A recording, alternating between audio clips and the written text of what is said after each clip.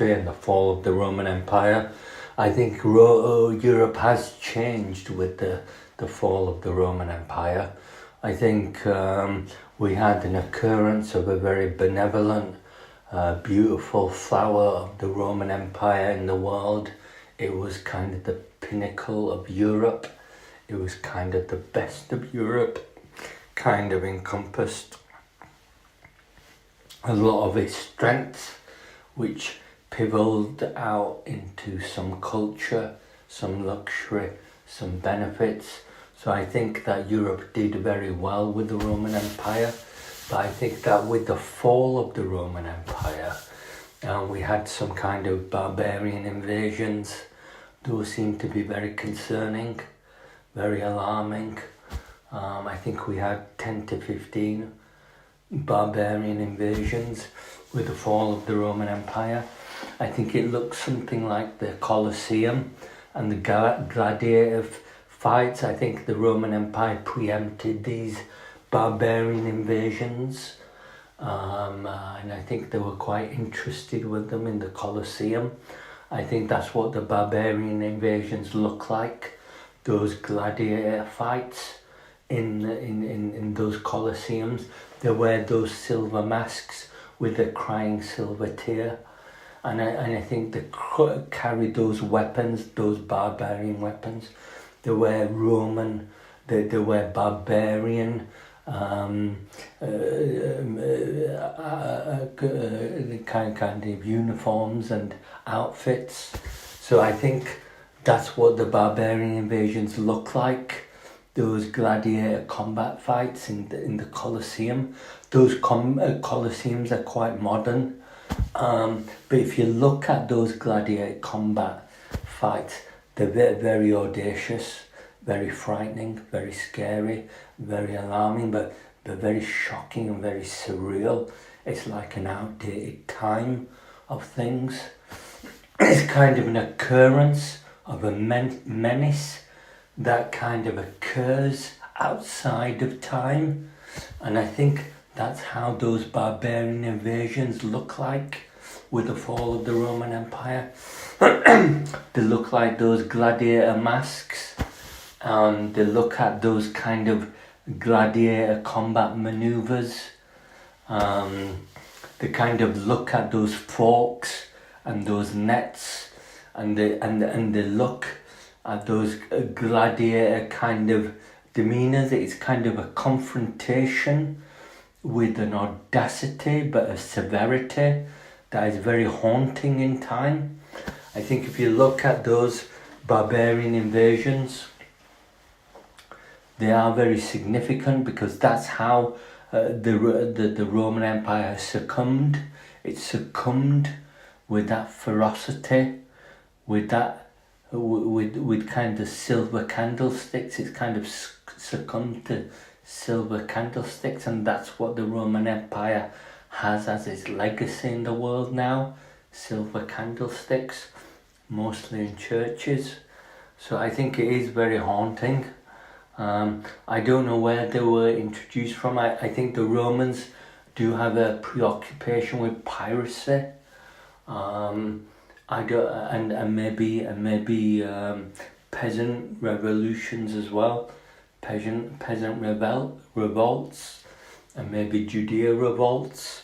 I think Rome has a preoccupation with this more than Hannibal. I think Hannibal could have conquered the Roman Empire, but I think the Romans have a preoccupation with piracy and peasant revolts and barbarians. They may feel themselves to be barbarian. That's why they need luxury and something like that. But I think with the fall of the Roman Empire, we had a lot of barbarian invasions from Asia Minor.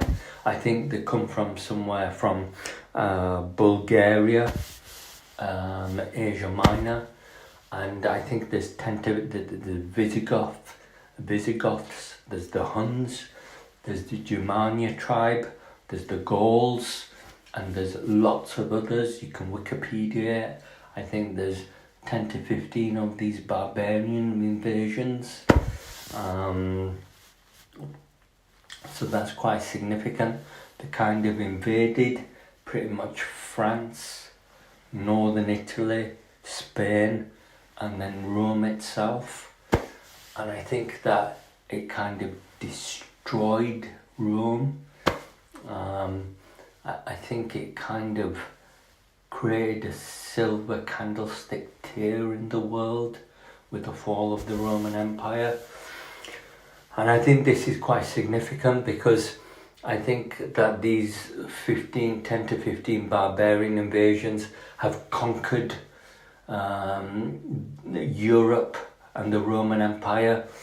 I think they've kind of introduced barbarian invasions from Asia Minor into Europe, and I think with it kind of Asia Minor DNA, barbarian DNA, genetic chromosomes and things. So I think most of Europe post-Roman Empire is kind of barbarian in DNA and genetic compass. So I think that the European population has changed from perhaps Etruscan, that could also be barbarian, to Latin, which was quite Roman, but I think it's more Asian with Asia Minor. It's more Asian with Asia Minor.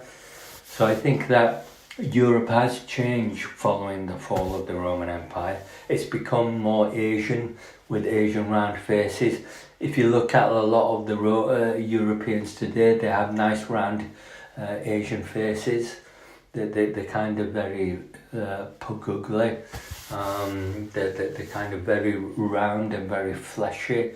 They look like Asian faces, not European faces. And you can do blood analysis on this.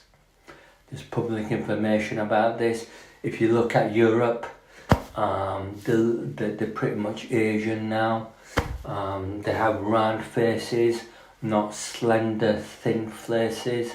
If you look at 60% of European people and population, they have kind of like a round face, and they have round bodies as well, like Asian bodies from Asia Minor and Bulgaria, with the barbarian invasions following the fall of the Roman Empire.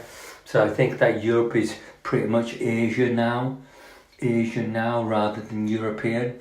If you look at European culture, it kind of states an order in the world, that it's a European world order. It's quite adamant about that. It's quite confident that Europe is European. It's continental European. Europe is continental European, as continental cheese, continental juice. It has agricultural policies. It has the European Union and the Euro, and this is all founded on the statement that Europe is very European, perhaps continental European, but very European. But if you look at the blood analysis of the European population and the European people, you can see that most of it is kind of a Asia Minor DNA genetic makeup. I think their kind of heritage is from Asia Minor. You have the Slavs, you have the Poles, you have the Lithuanians, Hungarians, Romanians, even the Italians, Spanish, Slovaks, maybe Greece as well. All of these people seem to be Asian people because they have round Asian faces. And I think this is a hypocrisy in the world. We have a very dutiful dignity of command that Europe is very much European, and the world has a culture of European, and it has a heritage of European through the Enlightenment and the Renaissance and through European art as well. But if you look at the makeup of Europe, its landscape, population and culture is very Asian, with the fall of the Roman Empire and barbarian invasions. If you look at the conditions of Europe today, they have barbarian accommodation with dwellings. They have barbarian cakes and barbarian food with cheese, milk, and proportioned small food appetites. They offer flowers to strangers like barbarians do because they're violent. That's why barbarians have to offer flowers to strangers.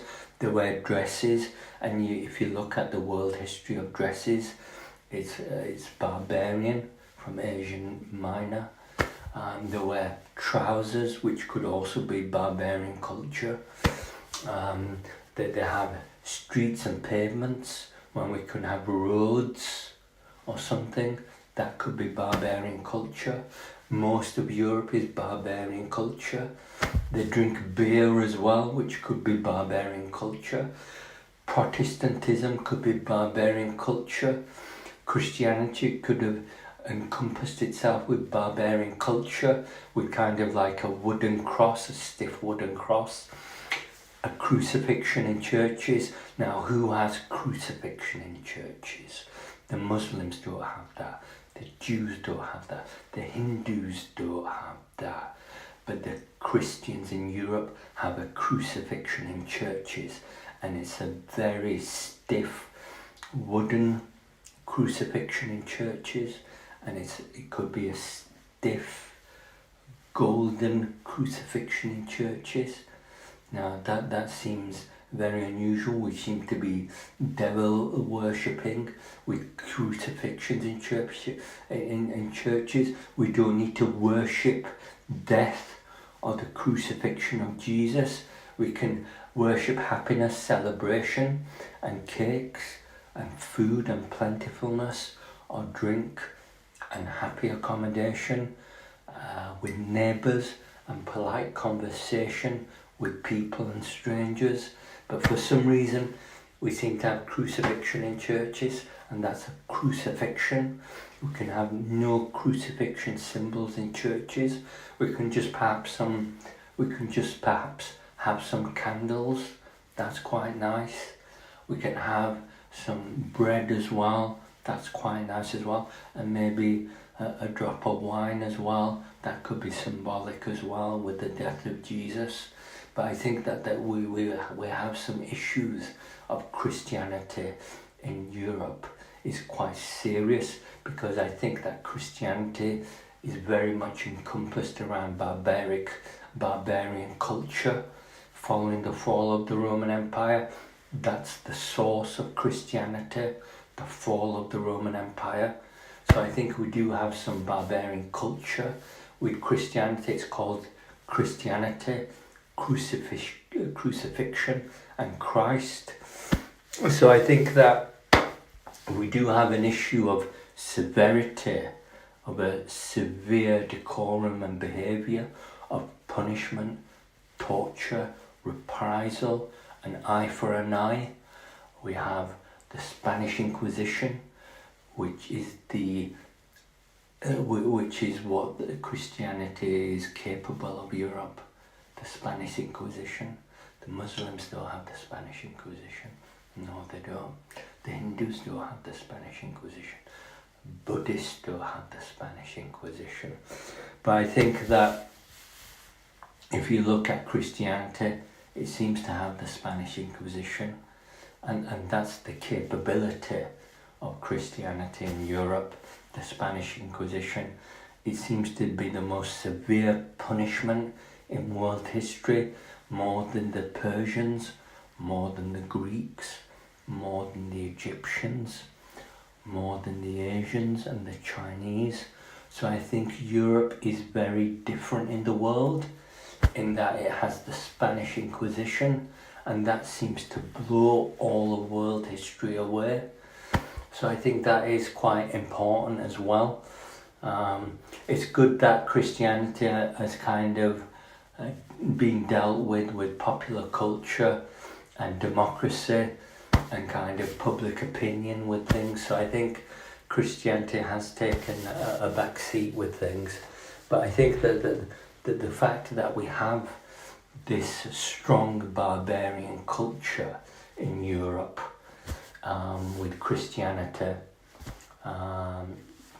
churches, the Pope, the Vatican, the Holy Roman Empire in Austria, the long-armed Germans in Northern Europe, Germany, and the kind of the violent Gauls in France, who always hit shields with swords time and time again. So it's the violent Gauls, where we have kind of the tomato-faced Spanish in Spain, and we have kind of a very poor, black, deprived Italy. I think they're quite Arab in their DNA. You can check this with blood analysis and public information. I think Italians are very aggressive, very pitiful, very sour, very insulted, very deprived. They contribute nothing to the world except for handbags, leather goods, and perhaps other cheap industries. Yet they state very strongly to the world that they are Italian, and that is culture, good culture for the world. I think if you look at America, it's quite quiet about its dignity in the world. But if you look at the Italians, they always have to shout about their culture. They always have to abuse people about their culture. Is the Italian, we're Italian. Now what is Italy, please? It's an upside down T.